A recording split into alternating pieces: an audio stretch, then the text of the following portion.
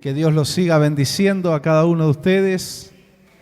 Dios siga bendiciendo a los que nos están mirando a través de las redes sociales también. Amén. Bendecimos desde aquí. Amén. Bendecimos desde aquí. Gloria a Dios. Hoy ya 29 de octubre, estamos a 10 días, más o menos, ¿no? 10 días del evento. Estamos ahí. Hoy estábamos también en comunicación con los hermanos que creo que están aquí en Córdoba, ¿no es cierto? En Córdoba están con su familia. ¿En Buenos Aires? Buenos Aires. Todavía están en Buenos Aires.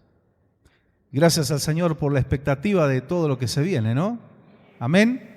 ¿Cuántos están atentos a lo que Dios hablará, a lo que Dios hará? Tenemos que estar atentos y dispuestos, preparados. Gloria al Señor. En un par de días mucha gente va a estar celebrando esta fiesta nefasta, fiesta entre comillas, no es ninguna fiesta, ¿no? Que es el Halloween.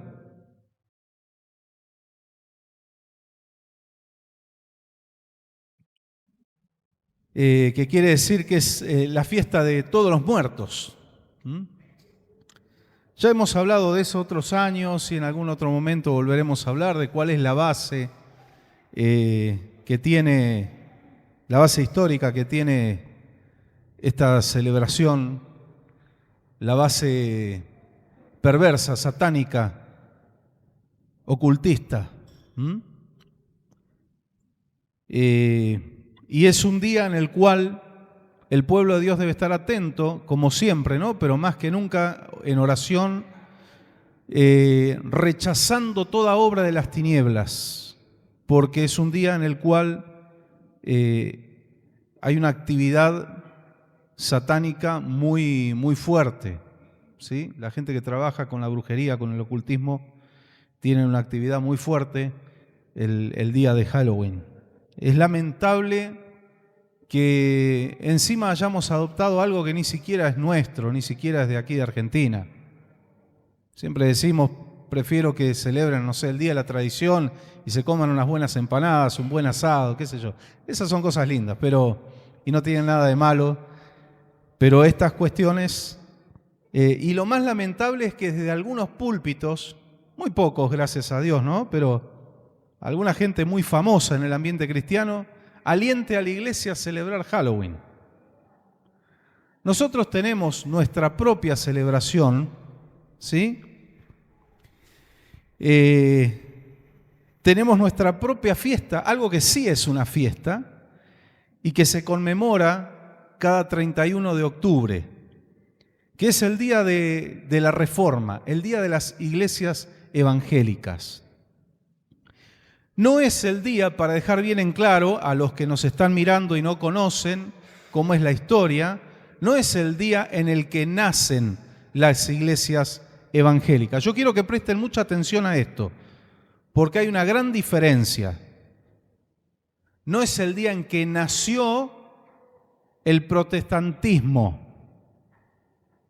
como se dice por ahí, o como lo dice la religión oficial del Estado argentino, no es la religión oficial de Dios, ¿no? Que la Iglesia Católica fue fundada el año 33 después de Cristo por Jesucristo. Es una falacia, una gran mentira. Y ellos mismos y no lo hago para atacar, pero estamos haciendo un poquito de historia. Tenemos que revisar la historia. La Iglesia Católica nace entre el siglo IV y V después de Cristo. El Espíritu Santo vino en Pentecostés del siglo I y la Iglesia de Cristo se empodera y sale a ganar a las naciones. La Iglesia Católica es creada de alguna manera por Constantino, repito, siglo IV, V después de Cristo, por el Imperio Romano. Y ellos mismos lo dicen, católico, apostólico, romano. Cuando la Iglesia de Cristo nace en Jerusalén. Repito este dato, la Iglesia de Cristo nace en Jerusalén. porque de Sión vendrá la ley. ¿Qué dice la palabra? Y la palabra de Dios de Jerusalén. La iglesia de Cristo no nace una religión, sino que se cumplen miles de profecías. No es el nacimiento de una religión en el año 33 después de Cristo, sino que se cumplieron miles de profecías que están escritas hace miles de años, de que vendría un Salvador. Isaías lo dice claramente, vendría un Redentor a la tierra y se abren las puertas de la gracia. No se crea una religión. Viene el que paga los pecados de los que creyeron en el Mesías antes que viniera, los que creyeron en el tiempo que Cristo estuvo en la tierra y los que creímos después. Vino el que pagó todos los pecados de la humanidad. No celebramos la creación de una religión. Celebramos la salvación, la vida eterna, la gracia, la misericordia, lo que fue anunciado en la Navidad, cuando vienen los ángeles y se le revelan a los pastores y dicen que hay buenas noticias de parte de Dios, de parte del cielo, buena voluntad para con los hombres. Eso celebramos. ¿Y qué pasó después durante esos siglos de tanto oscurantismo? La iglesia que realmente seguía la palabra de Dios se perdió. ¿La iglesia evangélica dejó de existir? No, simplemente fue perseguida. Y hay que hacer memoria e historia. Esto que es lámpara a nuestros pies y lumbrera a nuestro camino estaba prohibido al pueblo. Cristo jamás fundaría una religión que prohíba su palabra al pueblo. Escuche bien, escuchen los que están mirando. Jamás Cristo fundaría una religión que le prohibiría la luz. Cristo, que es la luz del mundo. Él dijo, yo soy la luz del mundo. Nunca fundaría una religión que prohíba la luz, que asesine en nombre de Dios. Mucha gente hasta el día de hoy odia la religión porque asesinaron en nombre de Dios. Los judíos que se convierten a Cristo no se hacen llamar cristianos, sino mesiánicos, porque todavía tienen en su mente y en su corazón lo que los cruzados hicieron en Israel.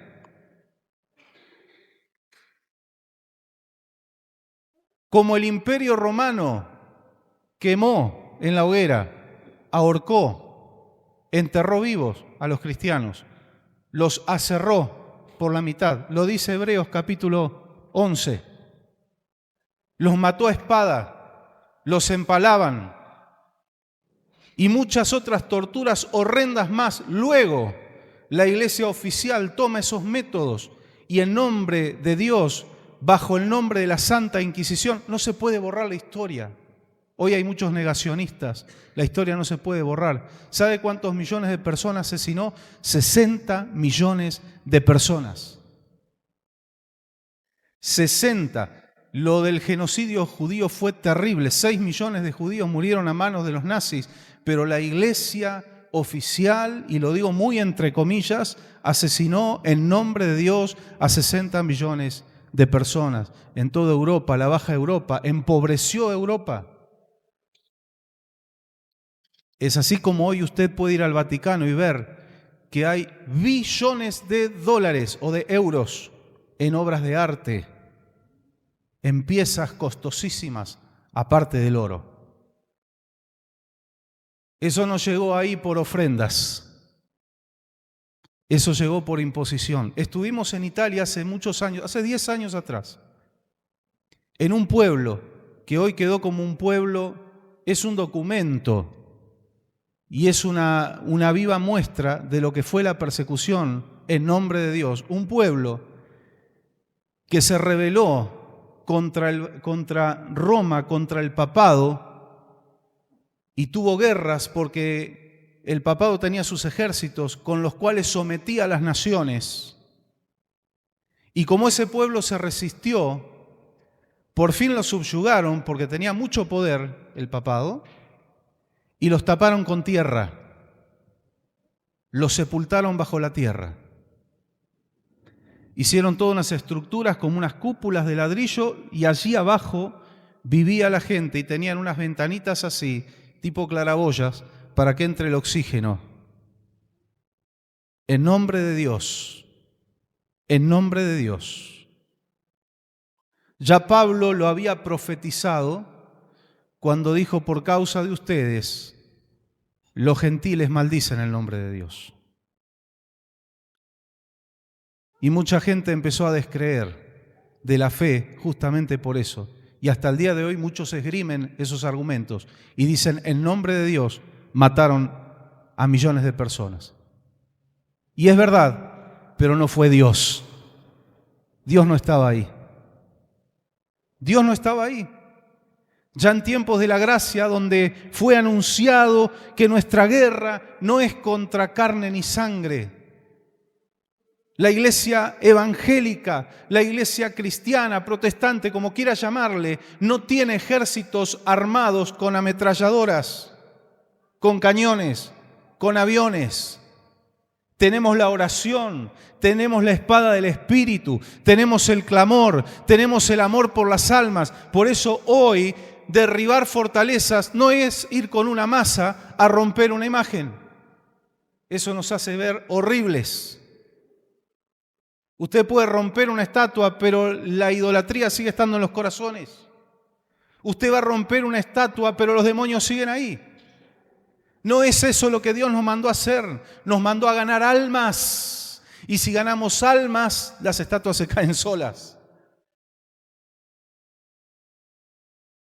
Nosotros celebramos, no que la iglesia evangélica nació el 31 de octubre del año 1517, no. Celebramos que dentro de esa corrupción que se metió en la fe en los siglos IV y V después de Cristo y empezaron a hacer un sincretismo del cristianismo con el paganismo. Tal es así que la cruz que usa el Papa, usted la vio, es como una llave. Eso no es una cruz, es la T del dios Tamuz. Y tienen un montón de simbologías paganas. ¿Y saben qué? Apocalipsis dice que allí hay mucha gente sincera con Dios. Hay gente que ama a Dios. Pero hay algo que el Señor dice en su palabra: salid de ella, pueblo mío. Salid de ella. No puedo quedarme en el engaño una vez que el Señor abrió mis ojos. Y eso fue lo que pasó en el 1517, el 31 de octubre. Dentro de lo que profetiza, le pese a quien le pese, yo estoy llamado a hablar la palabra de Dios, lo que profetiza Juan en Apocalipsis, la gran ramera, la que hizo negocio con las almas de la gente, la que vendía indulgencias, la que podías matar a tu hermano si querías, pero si te comprabas una indulgencia firmada por el Papa, eras salvo. No hacía falta que te arrepientas, tenías que pagar. Se le puso precio a la salvación. Se pagaba por las almas de los que ya habían muerto. Y la gente, aún de su pobreza, sacaban la última moneda, el último peñique, y lo ponían, ¿para qué? Para que salgan rápido allí del purgatorio, el cual no existe. Existe cielo e infierno. Y a través de los diferentes concilios se empezaron a inventar cosas que no están en la Biblia, como de que la Virgen María fue virgen por siempre y ascendió a los cielos y no murió. No está en la palabra. De hecho, tuvo hijos. Jesús tuvo hermanos. Y no habla de familiares solamente, hermanos de carne, de padre y madre. O de madre al menos, él fue engendrado por el Espíritu Santo. Se empezaron a meter un montón de cosas, pero el Espíritu Santo nunca dejó de obrar. Hace un par de años atrás estuvimos en Santiponce, en Sevilla, en donde comenzó un gran avivamiento por el cual la palabra de Dios llegó en español a nuestras manos. ¿Y por qué hay que celebrar eso? Porque estaba prohibida. Porque te encontraban con un ejemplar de la palabra de Dios y te quemaban en la hoguera. Y no lo hacían los musulmanes, no lo hacían los ateos, lo hacían aquellos que levantaban la bandera de que eran los representantes de Dios en la tierra. A los científicos que hacían descubrimientos, pero iba en contra de los dogmas, no de la ley de Dios, de los dogmas de la religión, también los mataban. Los torturaban primero, los persuadían, entre comillas, de retractarse. Galileo dijo que la tierra era redonda y lo quisieron quemar. ¿No lo leyeron en la Biblia? La Biblia ya decía que la tierra era redonda. Galileo no estaba diciendo nada en contra de Dios, sino en contra de un dogma religioso. Abran los ojos. Salid de ella, pueblo mío. Aquel que realmente ama a Dios debe salir de ese paganismo llamado, disfrazado de cristianismo. En esos tiempos donde se transcribe o se traduce, mejor dicho, la Biblia al español, el Espíritu Santo empieza a obrar en el corazón de un par de monjes que estaban en ese convento de San Isidoro o San Isidro, se le dice de las dos formas, del campo, allí en Sevilla, en Santiponce. Y ellos empiezan, ¿con qué abre el Señor los ojos? Con su palabra. Ellos empiezan a estudiar la Biblia y le dan para que estudien escritos de los protestantes, herejes, y así nos llamaron hasta hace poco. Y ellos al estudiar tenían que estudiar para rebatirnos a nosotros. Pero el Espíritu Santo es un fuego que no se puede apagar con la mano de un dogma religioso. Y estos hombres al estudiar la palabra y estudiar se dieron cuenta que estaban en un engaño y el Espíritu Santo empezó a arder en sus corazones y se empezaron a dedicar al estudio de la palabra y otros hombres ahí, otros monjes, empezaron a entregar sus vidas a Cristo, dejaron de lado una religión fría, dogmática, tradicionalista y conocieron al Cristo vivo.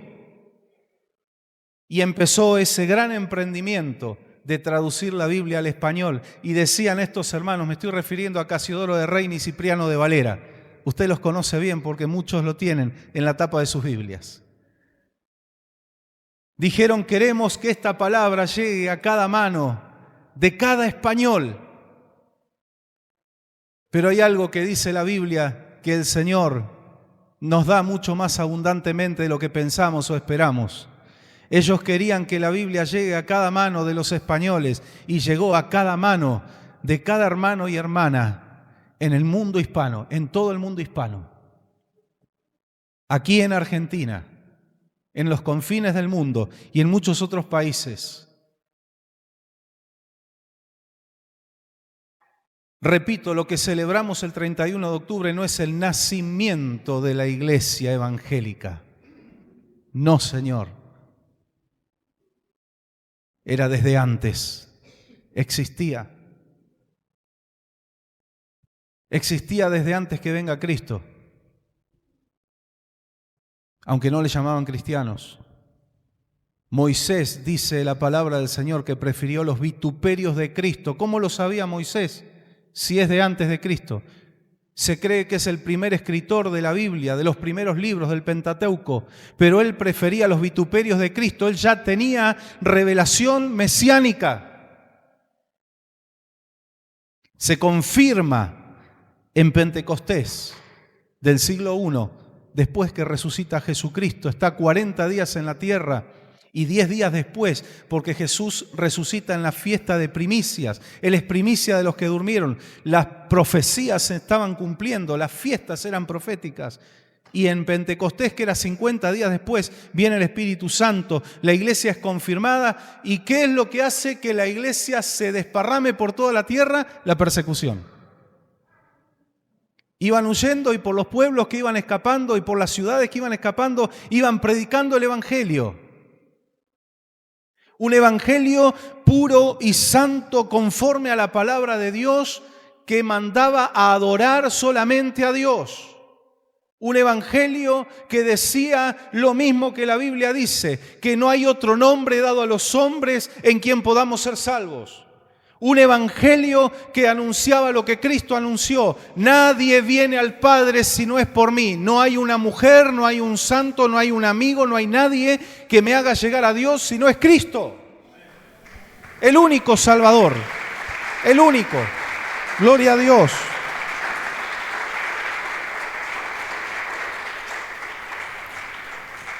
Él es el que murió por mí.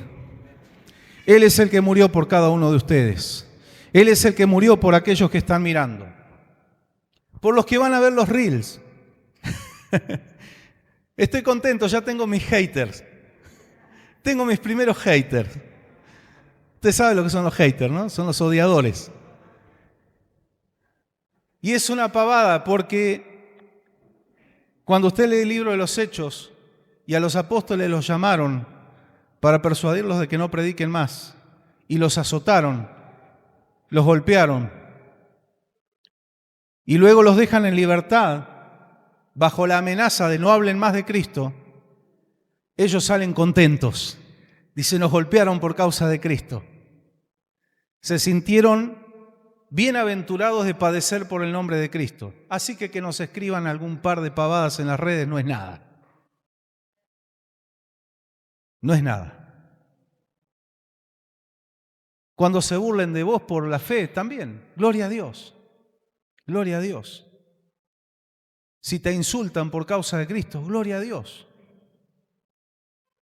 Que no te insulten por ser malo, ¿no? Pero por ser cristiano nada más. Estos hombres pagaron tantos precios. El 31 de octubre de 1517, ya hace 508 años, recuerdo cuando se celebraron los 500 años de la Reforma, la Iglesia Evangélica hizo una fiesta hermosa donde se cantaron himnos clásicos en el Teatro Colón. Uno de los 3 teatros de ópera más importantes del mundo. Tiene 2 hermanos, no sé si gemelos, pero el Ópera de París, la Scala de Milán y el Colón de Buenos Aires son los 3 teatros de ópera más importantes del mundo. Y allí la Iglesia Evangélica pudo celebrar, cantando himnos. Una iglesia que fue perseguida por predicar la palabra y nada más que la palabra. Esa fecha, otro que fue pueblo de Dios, ahí adentro, y luego salió de ella, como ordena el Señor en Apocalipsis. Pero eso llevó un tiempo de transición. Allí en Santiponce, por ejemplo, en España, estuvieron un tiempo haciendo toda la liturgia para que no se entere Roma, y adentro, puertas para adentro en el convento, estudiaban la palabra y adoraban al Señor. Pero un día dijeron, basta, no podemos estar escondiendo lo que somos. Y ahí empezó una persecución. Empezaron a huir. De hecho, la traducción al español de la Biblia no se terminó allí en España, sino, corregime, en Basilea, Suiza, ¿verdad? Fue que se terminó en Basilea, Suiza. Se termina la traducción. Ellos fueron huyendo. En una oportunidad uno de ellos se tuvo que disfrazar de mujer para escapar. El Señor lo llamó al pastorado y en una oportunidad tuvieron que huir con toda la congregación. ¿Qué le parece a usted? Nosotros nos quejamos a veces. Para llegar a la iglesia, ellos tuvieron que levantar todo y con todos los hermanos huir por las persecuciones. ¿Cómo tenemos que honrar nosotros a Dios primeramente, pero también tenemos que honrar a esos hombres y mujeres? La Biblia lo dice. pagad a todo lo que debéis. A quien honra, honra.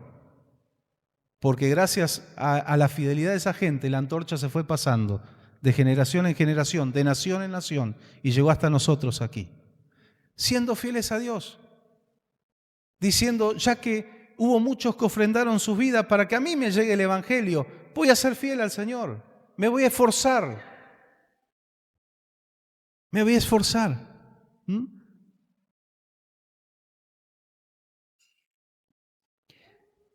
Y este hombre que muchos conocen,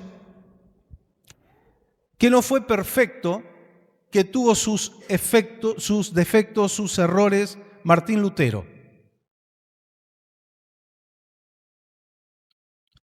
¿Se escucha bien allá atrás?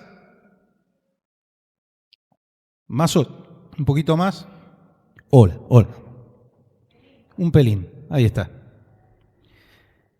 Este hombre era teólogo, filósofo, era fraile católico, él enseñaba teología, tenía alumnos.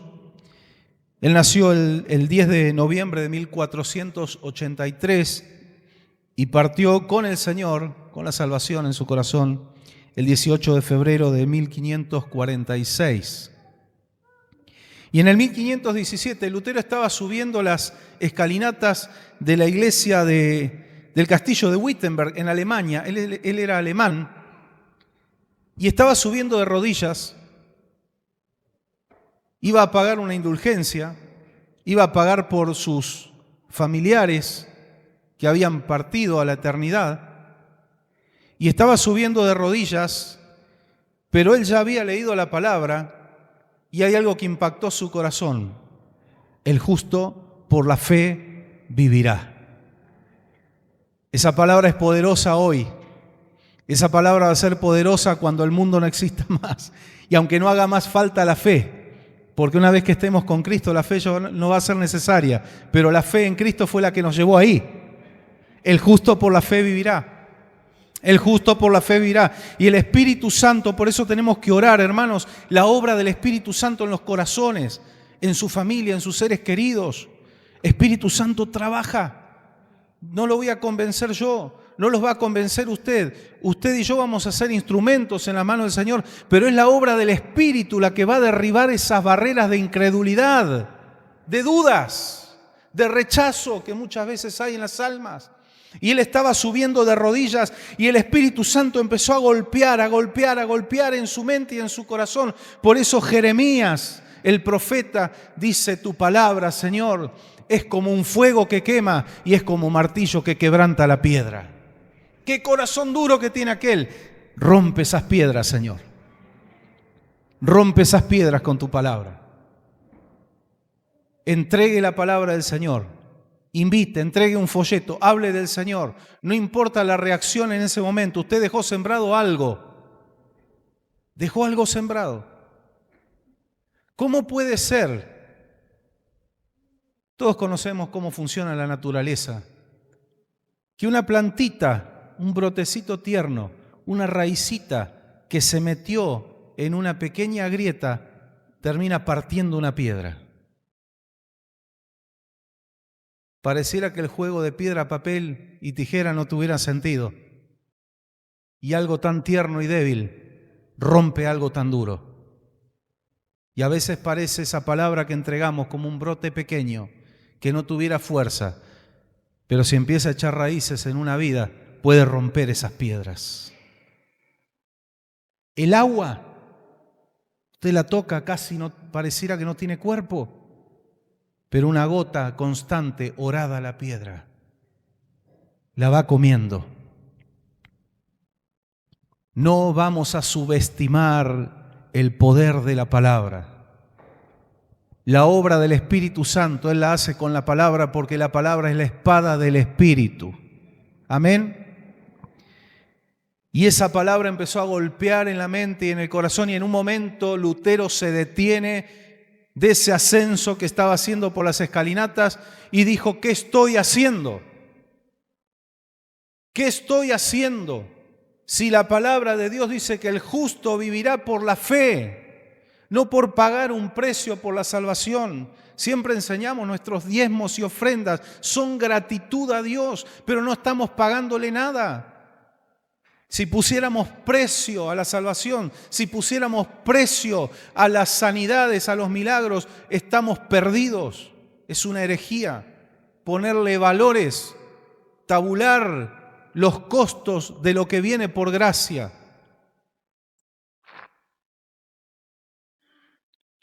Hace muchos años atrás, con un grupo de amigos, hermanos en la fe, músicos, teníamos una banda y nos invitaban de varias iglesias a tocar y nunca pusimos un valor, era por una ofrenda de amor. Y más de una vez salimos de noche caminando con equipos al hombro por la calle en Buenos Aires, porque no teníamos ni para el colectivo. Pero hemos visto la mano de Dios también. Gente que sin conocernos y allí en Buenos Aires, que es tan peligroso, en el conurbano bonaerense, paraban con una camioneta y decían, muchachos, los llevo, y nos llevaban. Dios movía vidas. Y una vez, no me olvido nunca lo que una pastora me dijo en una iglesia en Ezeiza, me dijo, el día que ustedes le pongan precio a su ministerio, ya no es más un ministerio. El día que pongan un precio, no es más ministerio. Y eso es verdad, es una realidad. No se le puede poner precio a la salvación. Esa fecha, el 31 de octubre de 1517, Martín Lutero clava en la puerta de la iglesia del castillo de Wittenberg las 95 tesis. Muchos habrán sentido hablar de eso. 95 proclamas en contra del dogma católico. Casi todas eran referidas a la venta de indulgencias, a la venta de la salvación. Y este hermano en la fe, porque entrega su vida a Cristo y es salvo por fe, él deja una declaración de fe de 5 principios, 5 bases, yo le llamo las 5 bases de nuestra fe. 5 principios que estaban totalmente en contra del dogma religioso. Una de las cosas que hasta el día de hoy yo las he escuchado y las he leído por ahí, en alguna literatura, es que le quitan la plena autoridad a la palabra. Y es una estrategia, yo lo entiendo. Si yo declaro que esto tiene plena autoridad, yo no puedo hacer nada por fuera de esto, ni puedo hacer nada por encima de esto. Por más pastor, apóstol, presbítero, obispo, arcángel, como se llaman algunos ahora en Colombia, ya la caradurez ha superado la lógica, no puedo proclamar nada fuera de la palabra. Y yo siempre lo digo, si algún día nuestra institución, alguien viniera, alguna autoridad, a imponer algo fuera de la palabra, obedecemos a la palabra. Es la máxima autoridad. Porque hay algo, una ley superior que es obedecer a Dios antes que a los hombres. Obedecer a las autoridades humanas es una ley de Dios. ¿Se acuerdan cuando enseñé sobre el absolutismo gradual? El absolutismo gradual es que cuando hay una ley superior que choca con una ley inferior, debo dejar de lado la ley inferior para obedecer la superior. Entonces, cuando la autoridad humana va en contra de la ley de Dios, debo desobedecer esa orden de parte de Dios, de obedecer a las autoridades, para obedecer a Dios primero. Los apóstoles en el libro de los Hechos lo hicieron. Las autoridades le dijeron, dejen de predicar de Cristo, y ellos dijeron, juzguen ustedes qué es lo que tenemos que hacer, obedecer a ustedes u obedecer a Dios. Es necesario obedecer a Dios antes que a los hombres. Amén.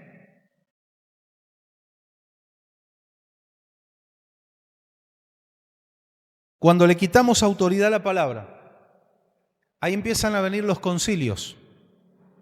Recuerdo hace más de 25 años, alguien me hizo llegar a mis manos un libro de toda la historia de la Inquisición, un libro muy antiguo, no sé de qué año era, páginas ya amarillas, y recuerdo que en ese tiempo me lo devoré a ese libro. Era un libro bastante grueso, tenía lujo de detalles de todo lo que se había dictaminado en los concilios y las dietas, que las dietas no era de la comida. Entonces se reunían a debatir y a determinar cosas, imponiendo, por supuesto, porque ellos tenían el poder, las atrocidades que cometieron. Entonces dejaron establecido de que el sumo pontífice tenía autoridad incluso de modificar la palabra y de que lo que decía era revelación de Dios, una nueva revelación aparte de la Biblia. Y esa fue la forma de socavar las bases de la fe. Si nosotros hiciéramos lo mismo en este lugar, agárrese porque podríamos inventar cualquier cosa. Y usted debería obedecerlo porque es la voz de Dios, supuestamente. Y hasta el día de hoy sostienen que la palabra no es la máxima autoridad. Pero cuando yo voy a la Biblia, Juan capítulo 1 es muy revelador, dice que Jesucristo es el Verbo y el Verbo era Dios. Si yo estoy diciendo que esto no es la máxima autoridad, le estoy quitando autoridad a Cristo. Entonces, luego si le quito autoridad a Cristo, puedo poner a otras personas de intermediario. ¿Usted me entiende? Porque Cristo no es la máxima autoridad. Barbaridades como de que Cristo no es la piedra fundamental. Hablo con conocimiento de causa. Sino que simplemente es una piedra angular. Y hay que ser brutos para no entender la arquitectura antigua, que la piedra angular era la piedra fundamental. Y nadie puede poner otro fundamento, el cual está puesto, el cual es Cristo. Ah, pero vosotros también sois piedras vivas. Sí, pero edificados en Él. Pero la palabra dice en el libro de los Hechos que permanecían en el fundamento de los apóstoles.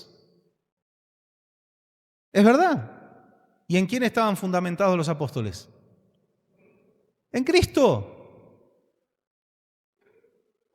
Es como que yo les diga, los ladrillos que usamos para esa pared son ladrillos de primera, son de excelente calidad. Son de lo mejor que hay en esta construcción. Sí, es verdad. Pero si no estuviera el hormigón abajo, esos ladrillos se desmoronan, por buenos que sean. Nunca puedo quitar el fundamento que está puesto, el cual es Jesucristo. Y Lutero se rebela contra todas esas grandes mentiras que todavía se sostienen. Y dice, esto no es así.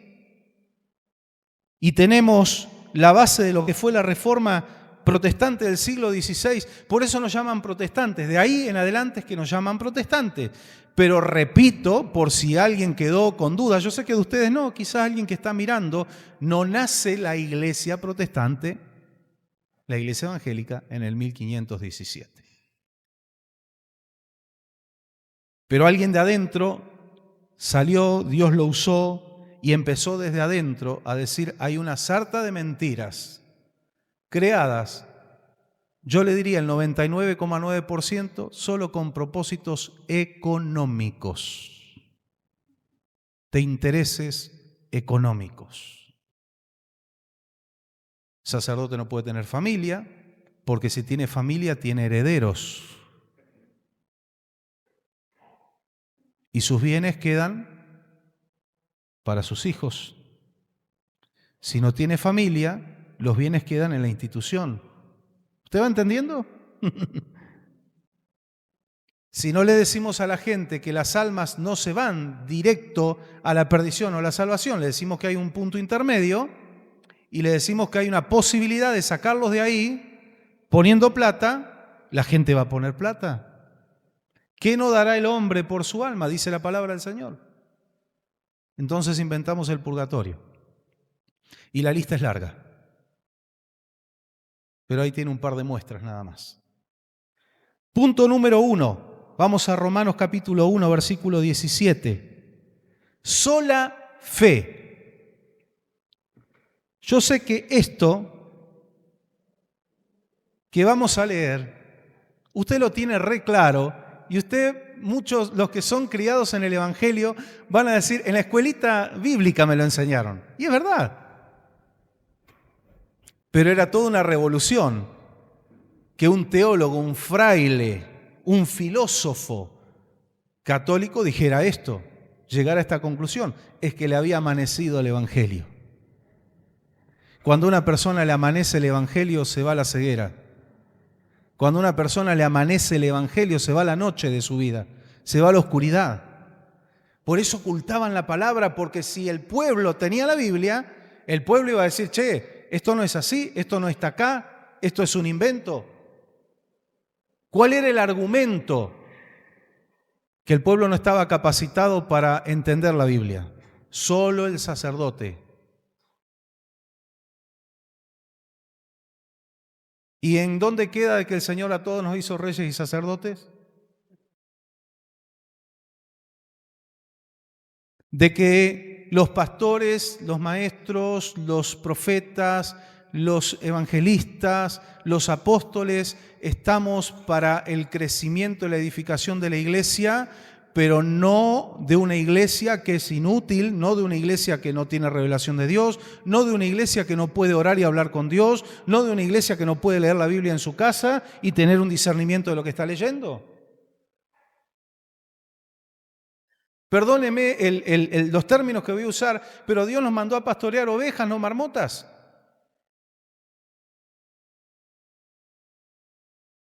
Y parece que esta gente tomaba al pueblo como marmotas, claro, porque no pueden. No, ellos no pueden, entonces nosotros nomás manejamos. Déjenos a nosotros manejar la Biblia. Y nosotros estamos predicando, hermano, lea la Biblia, por favor. Lea la Biblia, instrúyase. Todo lo contrario. Ahora que hay libertad no la aprovechan muchos.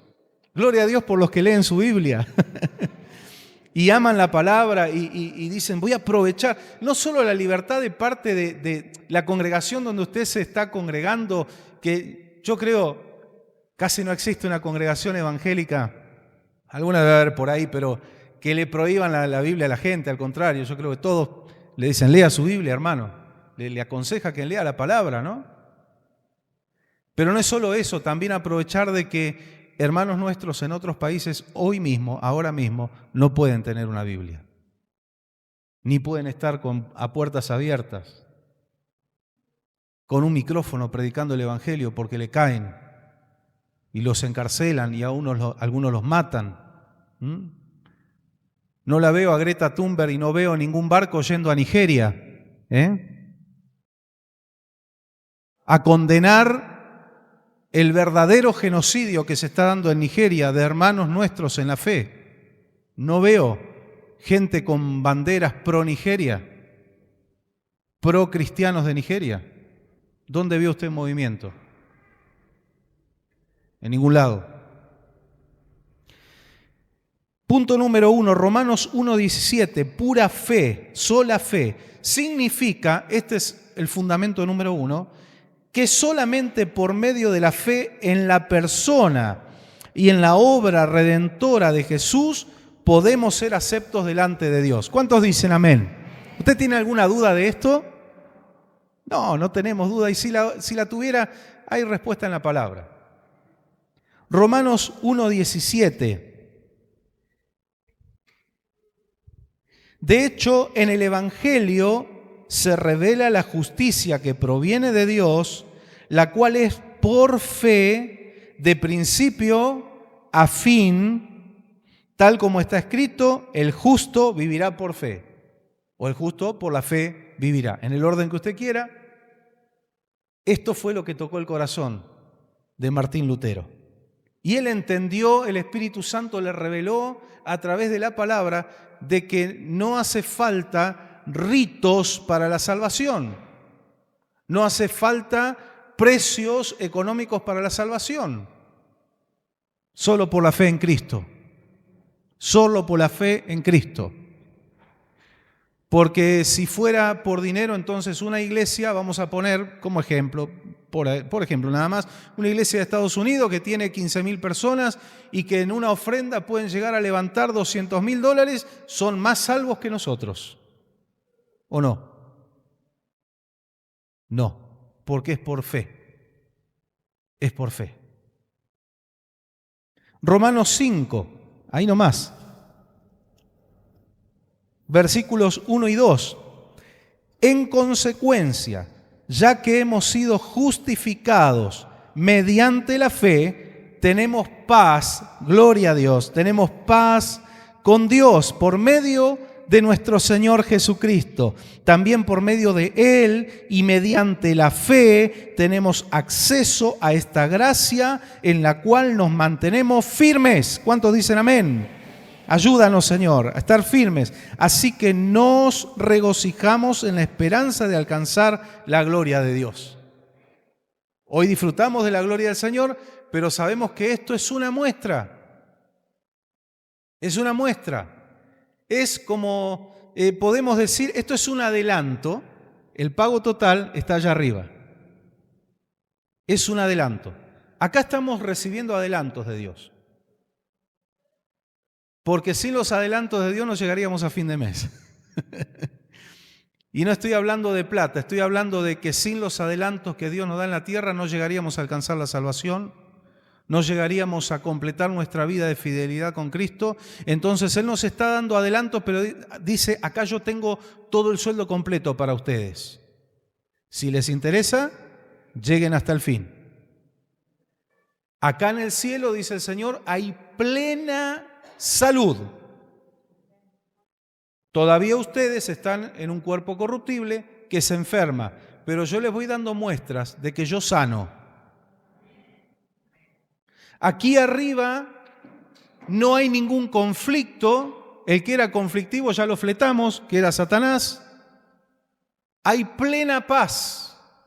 No hay siquiera una situación que quebrante la paz.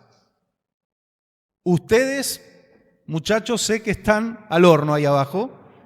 Los envié como ovejas en medio de lobos, pero yo les voy dando un adelanto. Mi paz les dejé y mi paz les di, no como el mundo la da, sino como solo yo la doy. Entonces ustedes van a ir experimentando que en medio de sus batallas va a haber una paz que va a invadir sus corazones.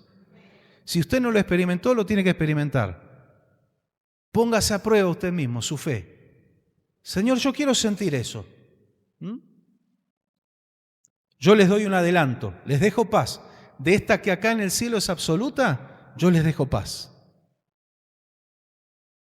Yo les voy a multiplicar y les voy a proveer sustento, abrigo, no les va a faltar. Y más que eso todavía.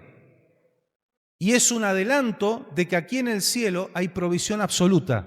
No hay falta de nada. Y yo les voy dando un adelanto. Son adelantos que el Señor nos va dando y son tan gloriosos que usted imagínese lo que hay allá arriba. Entonces aquí el apóstol Pablo le dice a los romanos, así que nos regocijamos en la esperanza de alcanzar la gloria de Dios. ¿Qué está diciendo el Espíritu Santo aquí? Hay que llegar ahí arriba. Hay que alcanzar la gloria plena. Yo lo sé todo, dice el Señor, entonces les doy un adelanto y uso profetas. Y le revelo cosas a mis profetas. Pero aquí sabemos todo. Y Pablo dice, la profecía en la tierra es imperfecta. ¿Por qué? ¿Porque Dios es imperfecto? No, porque la pone en boca de humanos imperfectos. Tenemos que entender esas cosas. Pero es una muestra del conocimiento pleno que no solamente yo, dice el Señor, sino que ustedes van a tener. No es esta mente la que va a ir allá arriba, Ni lo material, ni lo que significa todo el conocimiento, sino que allá arriba vamos a tener un conocimiento. Usted va a llegar y no va a necesitar que nadie le diga, mirá, te muestro una foto, este es Abraham, está por allá sentado. Así lo reconoces. Usted lo va a ver y va a saber, este es Abraham. No se me ocurre a mí.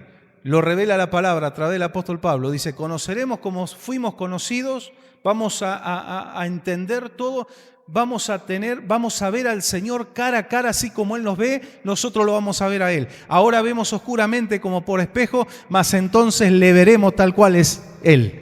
Gloria a Dios, yo le daría un aplauso al Señor por este. Yo quiero llegar ahí. Amén. Gloria a Dios. Vamos a llegar ahí con la gracia del Señor. ¿Qué le parece? Alentémonos al amor y a las buenas obras. Sola fe. Punto número 2. Sola escritura. Y esto era algo revelador también. Concluye que la palabra de Dios es la única autoridad para que el pecador encuentre el camino de la salvación. ¿Estamos todos de acuerdo en esto? Es la única autoridad. Juan 5:39, Evangelio de Juan, el apóstol del amor. Juan 5:39.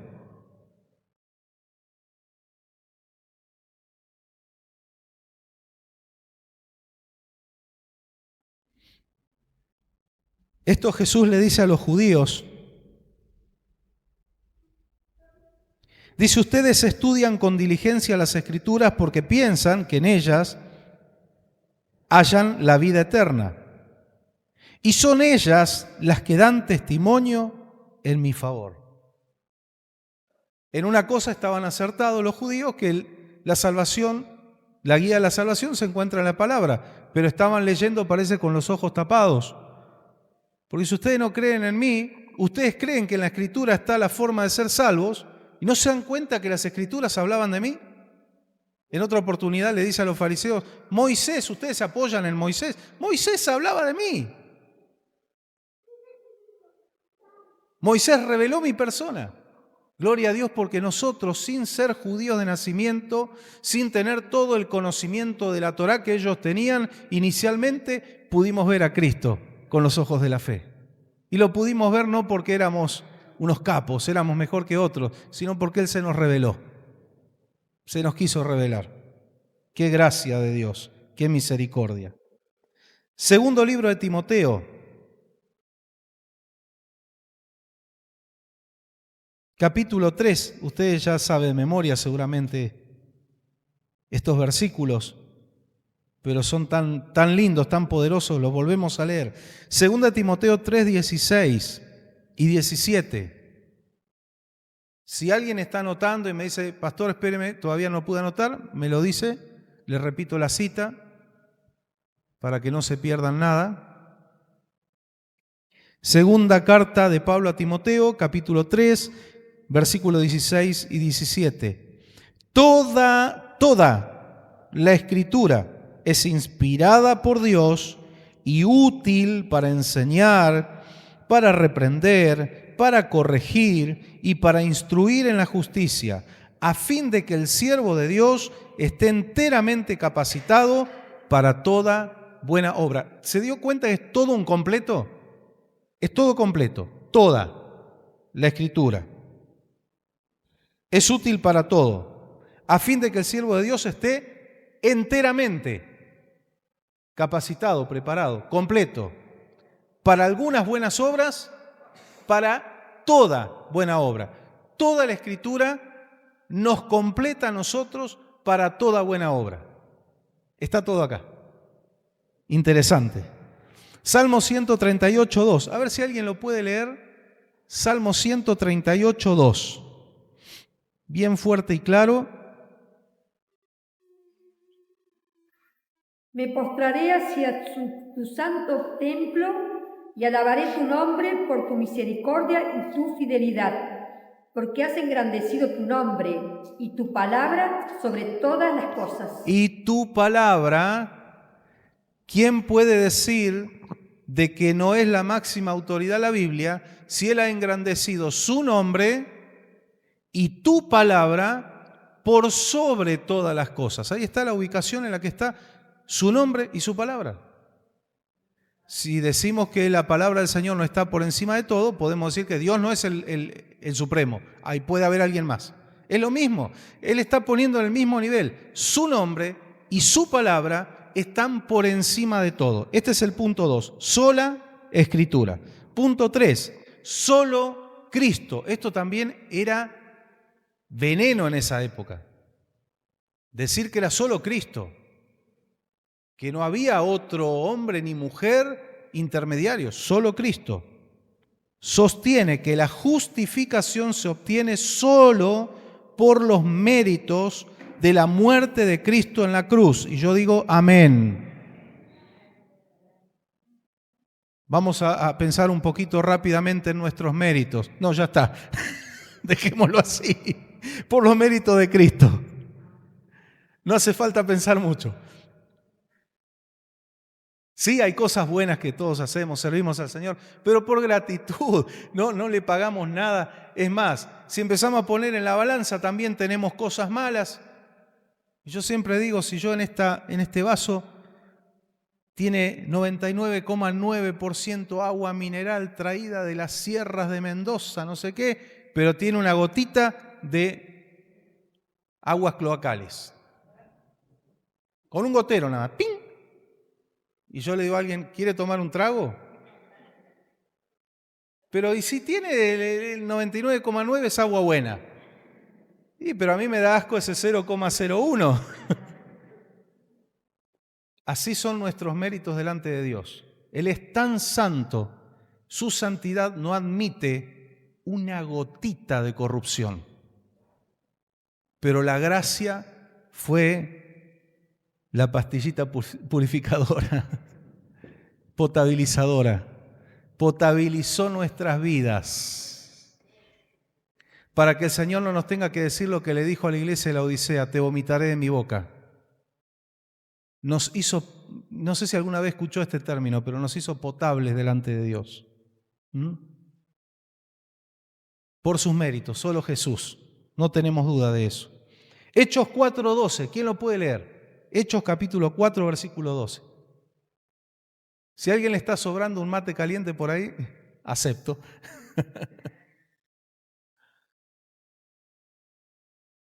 Hechos 4:12.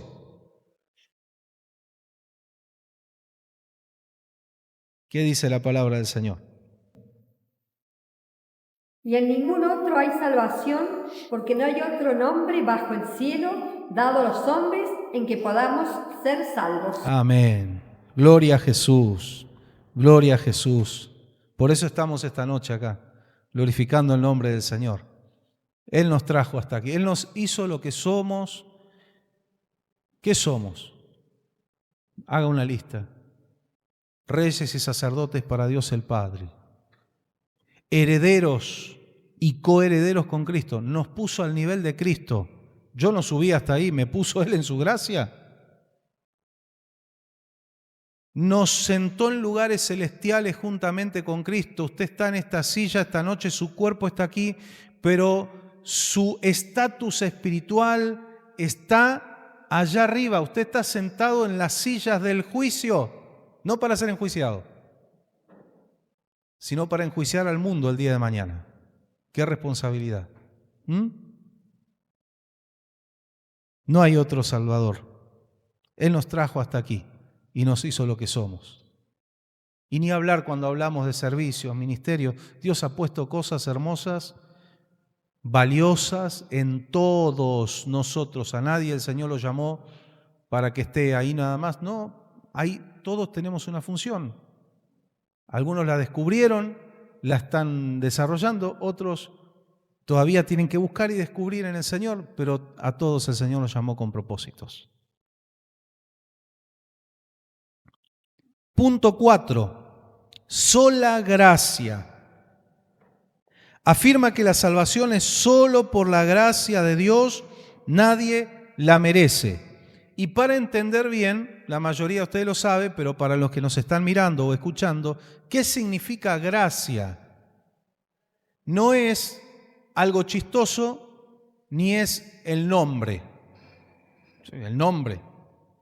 Se acostumbraba antes a preguntarle a una persona, ¿cómo es su gracia?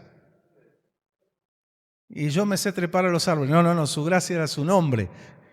¿Cómo es su nombre?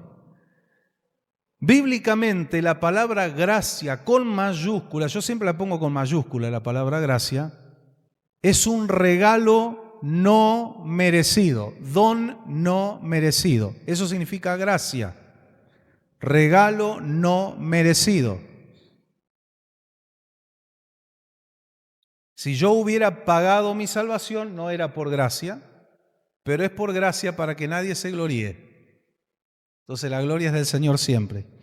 Sola gracia. Romanos capítulo 3. La carta de Pablo a los Romanos capítulo 3. Voy a leerle desde el versículo 9 hasta el 11.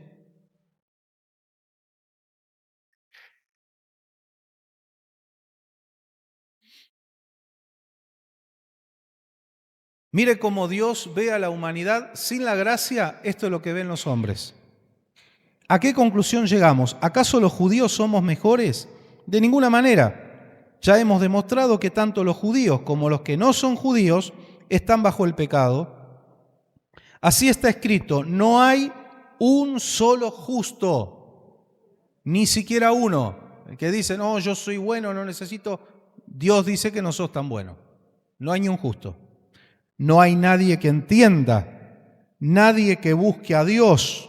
Uno dice, yo busco al Señor. Claro, pero porque Dios te buscó y te encontró el primero. Nadie que busque a Dios. Todos se han descarriado, todos se han corrompido, dice el versículo 12.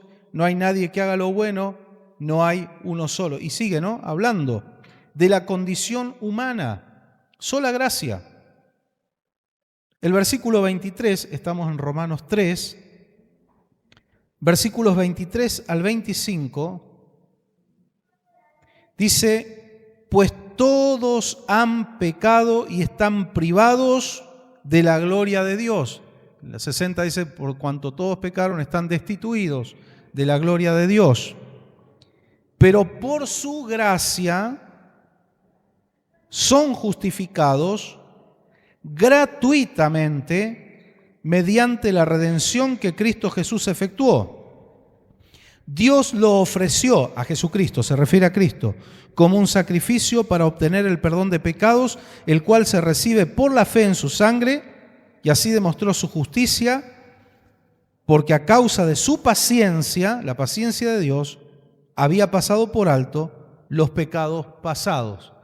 Esto Pedro lo dice en el libro de los Hechos, habiendo pasado por alto los tiempos de vuestra ignorancia, ahora manda a todos los hombres que se arrepientan. El Señor promete hacer tabula rasa, decir de tus pecados pasados me olvido, los echo a lo profundo de la mar, dice también la palabra. Yo solo pido que ustedes se arrepientan, que reconozcan. ¿Para qué? ¿Para yo poder castigarlos con furia? No, que reconozcan para yo poder perdonarlos. Dios pide que se arrepientan, Dios pide que te arrepientas para perdonarte.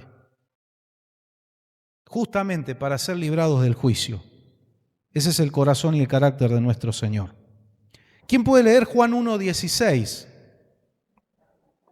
Juan 1:16.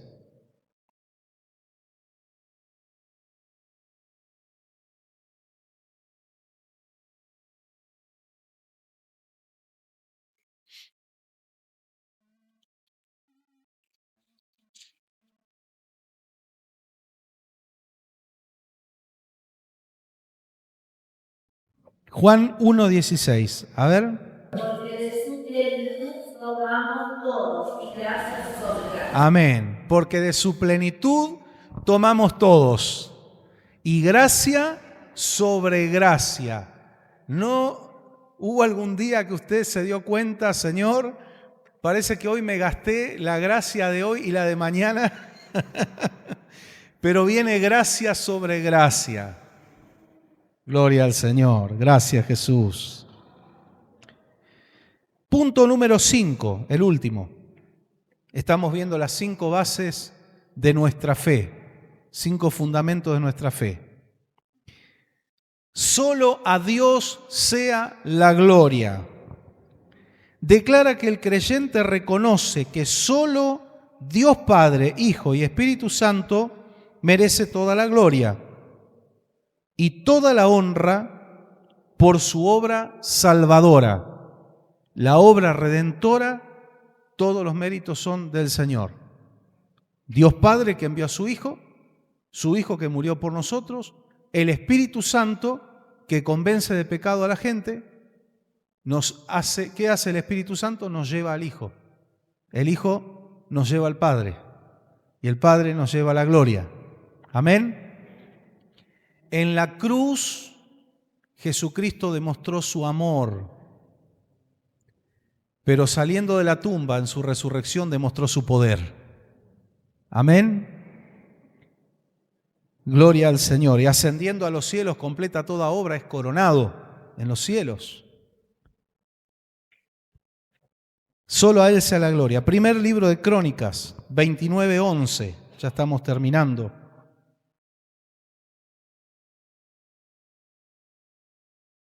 Ya vamos a tener para el invierno calefacción aquí. Quédese tranquilo que todo va a llegar. Yo también tengo con las manos en los bolsillos, porque tengo las manos heladas. En aire frío funciona bien, ahora viene el verano, así que gracias, Señor. Que siga aguantando este equipito. Órelo al equipo. Primera Crónicas 29:11. ¿Alguien lo tiene? ¿Lo quiere leer? Tuya es, oh Jehová, la magnificencia, el poder, la gloria, la victoria y el honor, porque todas las cosas que están en los cielos y en la tierra son tuyas. Tuyo, Jehová, es el reino y tú eres excelso sobre todo. Amén, gloria a Dios. Qué linda oración de David, cuando estaba dando a su hijo Salomón todo lo que había acumulado para la edificación del templo, las ofrendas para el templo, él le daba gloria al Señor, ¿no? Qué lindo cuando usted pasa aquí adelante a ofrecerle al Señor sus ofrendas, sus diezmos. Usted puede en su corazón pasar con una oración, ¿sí? Señor, tuya es la gloria. Yo reconozco que tú estás por sobre todo. Tuyo es el oro, la plata. Cuando usted empieza a reconocer eso con actitudes de fe y de obediencia, Dios empieza a soltar provisión de lo alto. ¿Cómo enseñaba la ley acerca del que iba a presentar las ofrendas, las primicias? Dice que tenía que proclamar: Señor, tú llamaste a un arameo perdido allá, hablando de Abraham, ¿no? Y después de Isaac y de Jacob, y recordaban la historia, cómo el Señor los llamó, cómo el Señor hizo un pueblo de ellos, cómo el Señor los bendijo y les dio una tierra. Qué lindo que es. Usted ya está en la actitud de obediencia, de ofrecerle al Señor. Venga con una oración en su corazón. No hace falta que usted lo grite a los cuatro vientos, pero qué lindo que es venir con una oración. Esta oración es hermosa. Señor, todo es tuyo. Todo cuanto hay en el cielo y la tierra. Tuyo también es el reino. Tú estás por encima de todo, Señor. Esas cosas saben que nos hacen bien al corazón y al alma. Esa comunión y ese meditar la ley de Dios, ¿no es cierto? Y hablar con Él. Isaías 47:4.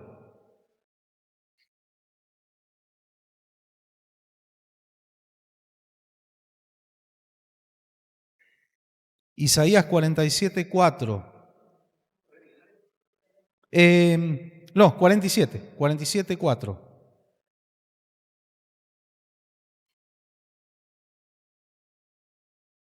Solo a Dios sea la gloria. Como decíamos recién, declara que el creyente reconoce que solo Dios merece toda la gloria por su obra redentora.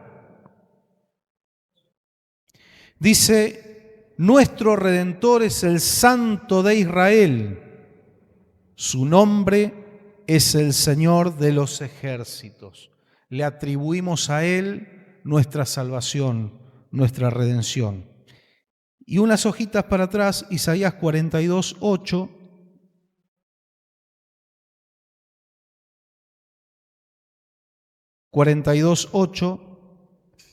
Yo soy el Señor, o yo soy Jehová, como dice en la versión 60. Ese es mi nombre. No entrego a otros mi gloria, ni mi alabanza a los ídolos. Qué palabra, ¿no? Clara, potente. Yo soy Jehová, yo soy el Señor. Mi gloria no la comparto con otros. ni con los ídolos. Solo a Él sea la gloria. Por eso aquellos que no creen que Jesús es Dios, aquí Dios está diciendo que Él no comparte su gloria con otro. ¿Y cómo nos enseña a nosotros a glorificar el nombre de Jesucristo? Porque el Espíritu Santo glorifica a Jesucristo, dice en su palabra. Porque toda lengua debe confesar el nombre de Cristo y ante Él se tiene que postrar toda rodilla, si Jesús no es Dios, para algunos. ¿Por qué la palabra nos manda a glorificar a Jesucristo? El ángel que le reveló el Apocalipsis a Juan lo manda a glorificar a Jesucristo, a adorar a Jesucristo, porque es el espíritu de la profecía, porque Jesús es Dios. Está clarísimo. Dios no comparte la gloria con nadie. Si Él nos manda a dar gloria, es porque es Dios. Amén. Repasamos. Sola fe. Punto número 1. Sola escritura. Punto número 2. Solo Cristo. Sola gracia. Y solo a Dios sea la gloria. Esto derribaba muchos argumentos. Y también fue amenazado y perseguido, pero pudo desarrollar su ministerio. Suerte que otros reformadores, porque no fue el único, yo quiero enseñarles esto, se tomó este punto de referencia, esta fecha, 17 de octubre del 1517, pero no fue el único. Calvino, Wycliffe, etcétera, Canut, hubo muchos reformistas que salieron del engaño y empezaron a predicar la palabra y hacer que la palabra del Señor llegue a todo el pueblo. Termino con una frase que dijo Martín Lutero, el cual, repito, no era perfecto. Si nos sentamos a analizar con tiempo, había cosas que le podríamos por ahí reprochar, pero Dios usa hombres y mujeres imperfectos para que la excelencia y la gloria sean de Él. Eso tenemos que entender los creyentes maduros. Dios usa hombres y mujeres imperfectos. Él dijo, me miré a mí mismo y vi imposible salvarme. Pero miré a Jesús y vi imposible perderme. Y eso es una realidad. Le invito a estar de pie en esta noche. Gracias al Señor por su bendita palabra. Gloriosa palabra del Señor. Te adoramos, Señor, en esta noche, junto con mis hermanos y hermanas, que nos estamos deleitando en las exquisiteces de tu palabra, Señor, para nuestra alma, para nuestro espíritu y aún nuestro cuerpo, como decía el salmista David, aún mi carne anhela al Dios vivo. Nos hace tanto bien estar juntos, adorándote, cantando, compartiendo estos momentos a la mesa, Señor, con el pan de tus escrituras. Todos estos puntos que planteaba nuestro hermano Lutero hace 508 años, estamos absolutamente de acuerdo porque están en tu palabra, porque está de acuerdo a tu palabra. Y aún, Señor, si no conociéramos esta historia, igual, Señor, lo estamos experimentando en nuestras vidas, que todo esto es una realidad, que tú eres nuestro Salvador, eres el único, que somos salvos por la gracia, no tenemos méritos que pueda pagar nuestra salvación. Estamos aquí por tu gracia. Que el lugar donde fundamentar nuestra fe es en ti, Señor. Somos salvos por la fe en Cristo Jesús. Que entre nosotros nos admiramos, nos respetamos, nos honramos, pero la gloria y la honra es solo para ti, Señor. Tú eres el dueño de toda la gloria y toda la honra. Señor, te pedimos juntos, unimos nuestra fe como iglesia y pedimos la obra de tu Espíritu Santo para que otras personas que todavía no han experimentado y no conocen esta realidad puedan, Señor, ser tocados por tu Espíritu Santo y puedan conocerte a ti. anhelamos la salvación de las almas, Señor. Y te pedimos que tú nos capacites, que tú pongas palabras en nuestras bocas para que podamos, Señor, ser ministros competentes de este nuevo pacto, ministros de la reconciliación, embajadores del cielo aquí en la tierra, embajadores de Cristo y colaboradores de Cristo, como dice tu palabra. Unge nuestras vidas, límpianos de todo lo que no te agrada, todo lo que no es tuyo. Lávanos con tu sangre preciosa. Ayúdanos a entresacar lo vil de lo santo para que tú puedas poner tus palabras en nuestras bocas y puedas usarnos. Señor, gracias por este privilegio que nos das. En tu nombre, Señor, bendigo a tu iglesia. Bendigo a mis hermanos y a mis hermanas. Mira sus clamores, sus preocupaciones, sus oraciones. Respóndeles conforme a tu poder, conforme a la fe de cada uno, Señor. Responde cada clamor. Te lo pedimos con gratitud en esta noche. Y te pido que tú los guardes y los protejas al regresar a sus hogares. Tus ángeles acampen alrededor de ellos y los defiendan, Señor, en el nombre de Jesús. Bendigo sus casas, sus familias, sus trabajos, sus vehículos. Por donde ellos anden, tu presencia vaya con ellos. Gracias te damos, Señor, en el nombre poderoso de Jesús. Amén y amén. Gloria a Dios. A Él sea la gloria. A ti sea la gloria, Padre. A ti sea la honra. A ti sea la gloria, Señor. Solo tú eres digno. Solo tú eres merecedor, Señor. Gracias, Padre, Hijo, Espíritu Santo. Gloria al Señor.